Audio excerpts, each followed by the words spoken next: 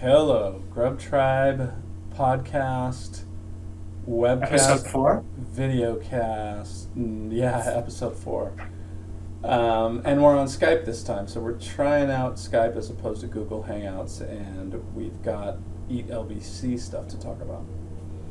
Yeah, so we have been selected, and we're pretty excited about it, to cover EAT LBC, which is Long Beach's Restaurant Week.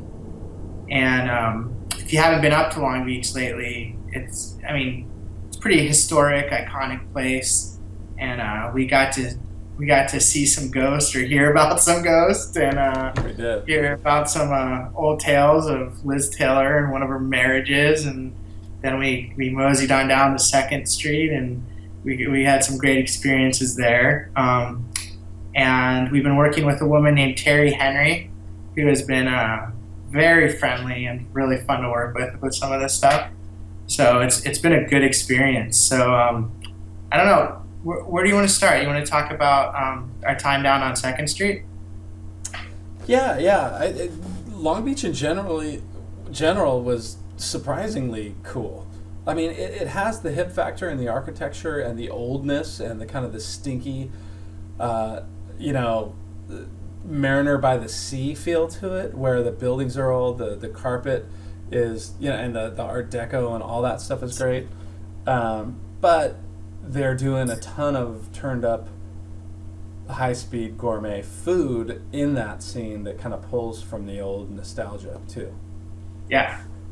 I mean, one of the people we talked to was a gentleman named Frank Delaroche on Tavern on Two, and I think he hit it right on point when he said, for a while Long Beach was kind of thought of as a little sketchy, a little dodgy, and it's given some of these restaurants a low point of entry, and a lot of these real creative, great people can get in there and do their thing and make a mark, and they're hungry to do good stuff, and they're excited. And then he also commented on how much variety there is in culture and different types of people and different walks of life of all kinds in Long Beach, which makes it really appealing in a lot of ways, especially for food and combining cultures and seeing what you come out with. So that was cool.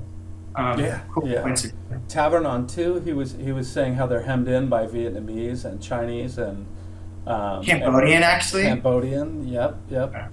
And so he was saying, oddly enough, there was not a lot of Japanese influence, but he's doing Far East Asia plus Indonesia and crazy island flavors fused in Tavern on Two, which was it was cool. He was a real colorful character. Like, a lot of these chefs are pretty colorful, and every once in a while they really let it fly, and he was one of the ones that let it fly. So that was pretty fun. Then we went down to Estrada, and when we walked in there, I have to say we met with Lisa, and I was a little bit. I didn't know that. I was like, I don't know how this interview is gonna go.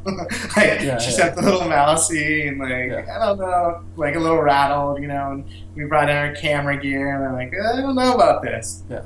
And she had a 2 or 3 or 5 minute stretch of that interview where she said some of the most profound things about keeping a restaurant around for 20 plus years, like she has, and how she keeps her staff happy, and how much she really loves her staff, and the people that are coming to visit, and how that creates such a good atmosphere. And I think at the core values of a restaurant, that's kind of what it's all about, And it was really cool. It's so rare, and we talked about this when we were with her, that it's rare that you can get a run like that. We used to have this place in Costa Mesa called Donatelli's, and it was this Italian family, and the dad used to come to your table and sing to you. And it was pizza. It was just these giant pizzas underneath a candle that was heating the aluminum pizza thing. And his daughters worked there, his wife worked there. I mean, it was, and this was that kind of place, which is rare. I mean, you just don't. You see wood-fired pizza and brick oven pizza, hipster pizza and crack an egg on it pizza, but this place was, traditional and cool. Yeah. I mean, there's just something to be said about that, I mean, that's kind of just an amazing, amazing thing about service and restaurants and why people do it. And it was a really, really good interview. And she ended up being a lot of fun. She had this big poster of herself that was made. Oh, that was good. That's been all over Long Beach, I guess, and the pride parades even, and all over the town. And we got to meet the poster version of her, which is, we'll have some pictures up, and there's some footage coming your way of that stuff. So it was a blast. It was a hoot. She was great. So that was a lot of fun. Yep. And then we went to the Naples Rib Trader. No, Naples Rib Company. Rib Company, excuse me. And they have one in Newport too, called Newport Rib Company. Same outfit, same family, another family business. Yeah, and that was a whole nother perspective, because the guy we talked to there, he was a businessman, CPA running a business. Yep. Yeah. So he was like an accountant first, which we really haven't tapped into the business side of things.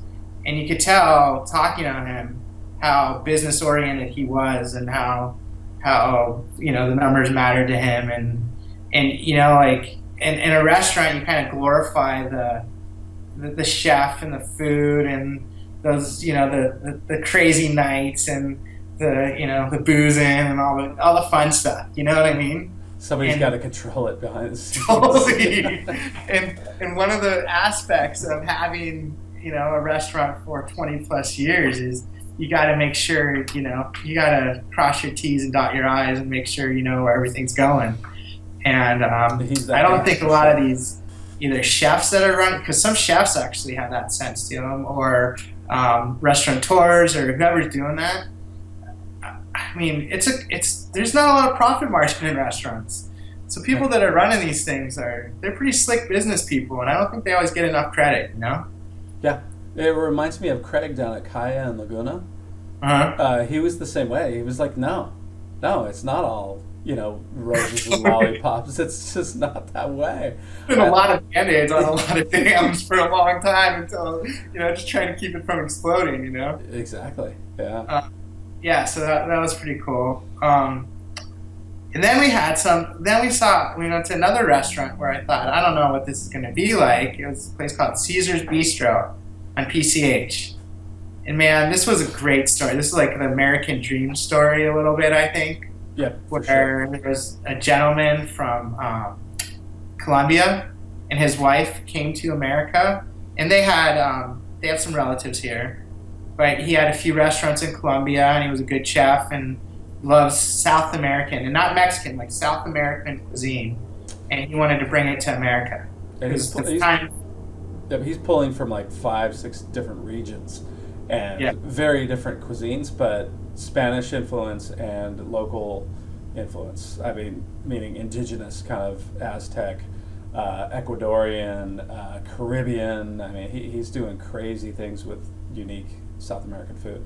Yeah, and he says his biggest problem is finding the ingredients, which that makes sense. Yeah, but it just goes to show you he's not just calling something South American and throwing it on a plate and serving it and woohoo! Like he's sourcing this stuff. He's looking high and low, and he's doing a good job making all this stuff work for him. So, that was just a great story. I thought that was pretty impressive. And we had our first translator, which I think went pretty well actually, because Cesar actually didn't speak English very well, but his wife was very happy to help. And then the owner and his wife, which I think was Cesar's cousin, came and talked to us as well. Mm-hmm. And oh man, we were talking about it. She was so funny and so much pizzazz, and she was a hoot too. She was hilarious. So she who was the person that you said that she reminded you of? The 70s star? Charo, yeah. Charo. Yeah. She was, and I was trying to explain who Charo was, and the only closest thing I could come to was Sofia Vergara on Modern Family, which is the reincarnation of Charo from the 70s. And then It's we her. saw a post like on Facebook that she was going to be in like Santa Ana or Lisa de Viviano or something. Yeah. That was pretty funny. That was right on. So, Yeah, oh man, that's her for sure. that was a good time actually. I had a great day. That was a lot of fun.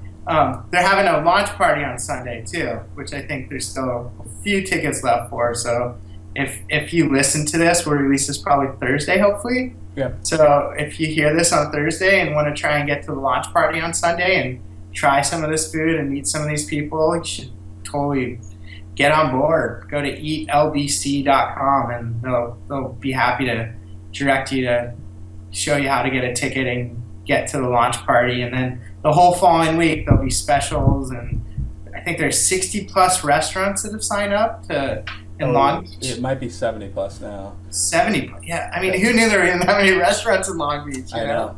know. And So- look at our videos to figure out what you might want to eat, because it's one of those week-long things that you're never going to hit all of them, but we got Yeah. a good take on every one of those restaurants that we interviewed. And gosh, man, Tavern on 2, really nice.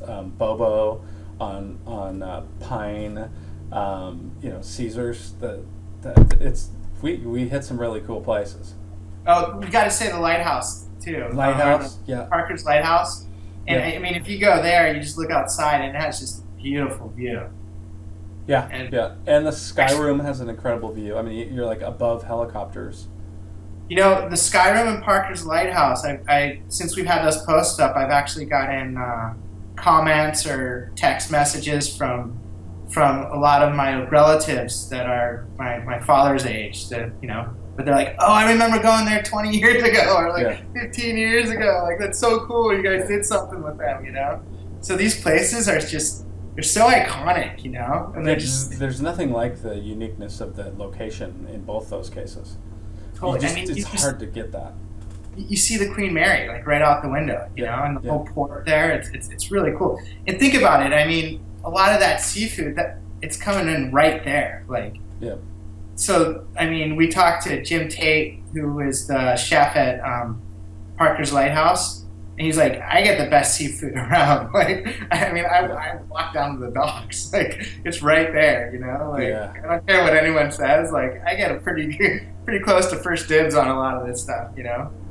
So, I mean, just by proximity, and he has a lot of buying power because they do such volume there. Like, I'm sure they're serving some pretty good seafood and crustaceans there for sure. Yeah, absolutely.